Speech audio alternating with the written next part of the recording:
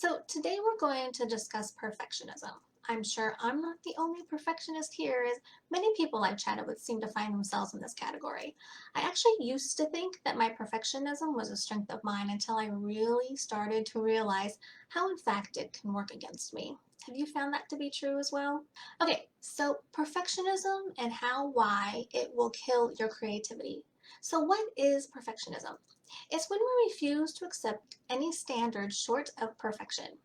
Now, I am again a professed perfectionist myself. This is something I'm constantly working on, and it's gotten better. A few years ago, though, I believed that this was a positive trait of mine, one of my greatest strengths, actually. At that time, I had no idea just how much my perfectionism hindered me. So, how can our perfectionism hinder us? How can our perfectionism actually kill our creativity? Well, perfectionism can cause you to waste so much precious time. I really didn't notice this until a couple of years ago when I realized that tasks or projects that should only take me a certain amount of time actually took me triple that time or even more. Perfectionism can also cause you to see nothing else but achieving perfection. This is where perfectionism can really start to kill your creativity because we can get so focused on making things perfect. We can miss out on great thoughts and ideas from ourselves as well as others. Perfectionism can make us have a restricted, narrow view of how we work, live, eat, all kinds of things. Because of this restricted narrow view of how we can see things, it can damper our happiness as well as our satisfaction. It can keep us stuck. Does any of this sound familiar to you? So, how can we overcome perfectionism? Well, tip number one is to acknowledge it and have this awareness about it. That's the first step to letting go of perfectionism, just like other behaviors or patterns that don't serve us, is to acknowledge that we're doing it in the first place. My second tip is to ask yourself, what is your perfectionism feeding? Why do you feel that you need things to be perfect? Is it something from your childhood, something that happened, something that someone said to you, or something that you observed? My next tip is to face the worst case scenario.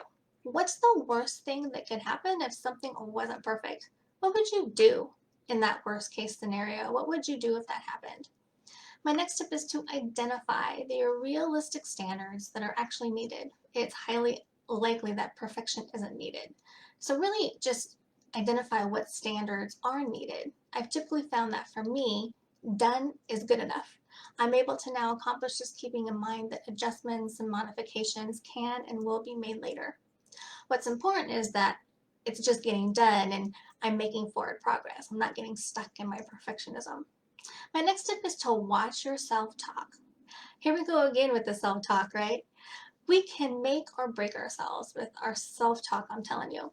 It's so important to keep your self talk positive, motivating, and inspiring, and not negative or criticizing. It may help to remember that when assessing your self talk, is what we're saying to ourselves something that we'd say to a loved one, like your spouse, your partner, your parents, or your kids? Give yourself a reason to move on is the next tip. Positive reinforcements like rewarding your accomplishments and achievements are great for helping you to move on and make progress. And of course, do some experimentation. Make sure to try different things to see what will work for you in overcoming your perfectionism. Okay, so there you have it. How perfectionism can hinder you and some tips on how to overcome it. I hope that you found this discussion helpful and supportive to you. I'd love to hear your thoughts and any questions or comments you may have. Just comment below. Until next time, stay safe and healthy, and remember to be determined to rise and thrive and be unstoppable.